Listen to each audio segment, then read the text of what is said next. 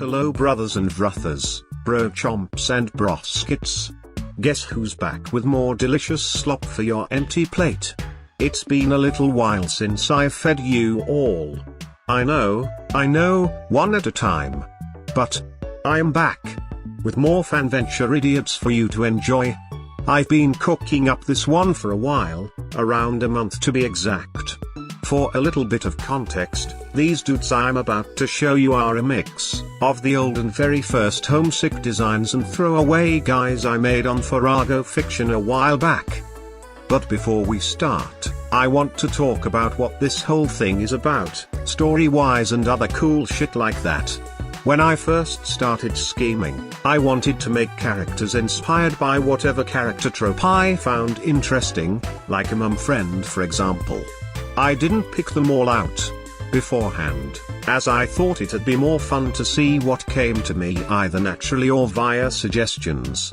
The tropes I picked are as followed: the annoying one, the cool one, the dumb one, the smart one, the weird one, and the sleepy one.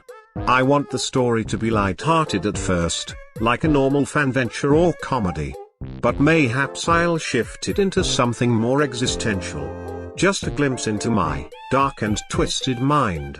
This whole thing is a big test of my writing skills, and I'm honestly really excited to work on it more if given the chance. Without further ado, please welcome the cast of RETELL. First up is none other than Nakama, the aforementioned annoying one. At the start, her whole thing is being kind of a nuisance, constantly yapping about her ya and how her favorite character is a cinnamon roll that can't do any wrong. The kind of person that listened to that one I Don't Care parody called I Ship It unironically. Her room would definitely be full of figurines and other merchandise she begged her guardian to buy for her. But all in all, she really wants attention from her friends and to be interesting. She's a major loser, and the only people that really ever talk to her are the 5 friends she has, and she desperately wants to keep said friendships alive. She's just like me for real. I think of her as a non-confrontational kind of gal, one who'd avoid arguments, or anything in fear of everything falling apart. It's for that same reason why she never confides in her friends, as she believes that bothering people with her problems will make them not like her and kick her out of the friend group. She might be the easiest to write, for me at least, since I'm literally her. Minus the whole being a future she thing because I'm a horrid he/him user. Shout out to Confessions of a Rotten Girl by the way. Second, we have Thia Barnse, the cool one. She's very detached and sort of cold. She doesn't talk that much and her whole personality in the beginning is pretty much just being cool and sporty. She's not really there for her friends all that much, and kind of only has them there for when she's bored and wants someone to talk to. To be honest, she's pretty self-absorbed, and doesn't really care about other people's feelings. In my head, she's very obsessed with her self-image, and will do anything to appear nonchalant and level-headed. Perhaps because of a rebellious phase, or maybe even some internalized misogyny. Either way, she has a lot of problems she needs to address with herself. One thing I like the most about her is how opposite she is to me and how I normally deal with things, which I think makes for a nice game of get in the character's head. She makes me think. I'm very much happy with how she turned out, and I can never hope to recreate her hair ever again. Third is the one and only Jack Rivera. The dumb one. But most importantly, the really unlucky one. This guy constantly has bad things happening to him, stubbing his toe, hitting his funny bone, getting shot, nose always bleeding, parents divorcing. The usual stuff. But he always stays optimistic no matter what happens. Mostly because he's kind of too stupid to let anything get to him. But the other part is his mentality of things being worse before they get better. He doesn't think that people can be jerks just because, and always tries to empathize with people or see the good in them. He believes in second chances, that nothing is black and white or cut and dry, and the magic of friendship or something like that. For now, anyway. Something evil is about to happen to him. It might be a bit of a challenge writing him, since I have to balance the right amount of ditziness and not overdoing it.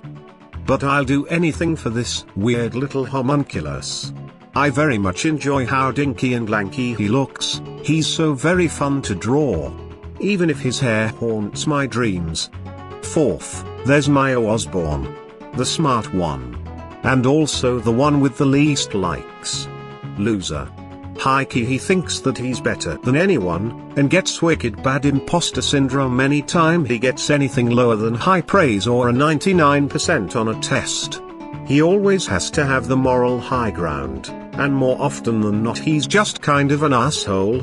He's the rich kid that nobody really likes all that much, but hey, he has money. If we're getting real deep and philosophical, I think he'd be the kind of guy to try and pay people to be friends with him because he doesn't have enough self-worth for real ones. Nori and Jack like him though, and that really confuses him. Writing-wise I think I'll have to get a wee bit concrete-pilled if I want to portray the sort of self-righteous smartass I'm envisioning. Which I'm not looking forward to since it'd involve a lot of going back and forth between reading concrete dialogue and writing Mhio yapping. He's one of the easiest for me to draw, so thankfully that won't be too hard when it comes to potential paneling and other secret thing. Fifth, this thing. Lucy Sokolov. The weird one. AKA the gambler, AKA possibly the favorite, AKA my personal favorite of the lineup design-wise. Number one lover of capitalism. She's greedy and only sees dollar signs. She's conniving, she's planning, and most of all, really good at pool. She's made so many illegal sports bets and has everyone's information memorized. Including credit cards, especially Mhio's. In my head, she's the kind of person that thinks she can take down anyone even though she's 5'2". She probably could, honestly. She scares me. I'm terrified of her.